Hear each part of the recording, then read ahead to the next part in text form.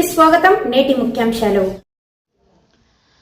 వేములవాడ రాజన్న గుడిలో భద్రతా దృశ్య తనిఖీలు. వేములవాడ శ్రీ రాజరాజేశ్వరి స్వామి ఆలయంలో శుక్రవారం ఉదయం డాగ్ స్క్వాడ్ తనిఖీలు నిర్వహించారు. భద్రతా దృశ్య ఈ తనిఖీలను చేపట్టిన అధికారులు ఆలయ ప్రాంగణం మొత్తం యాత్రికంగా తనిఖీ చేశారు. డాగ్ స్క్వాడ్ బృందం ఆలయ ద్వారాలు, హుండీలు, పరిసర ప్రాంతాల భక్తుల రద్దీ ప్రాంతాలను జాగ్రత్తగా పరిశీలించారు.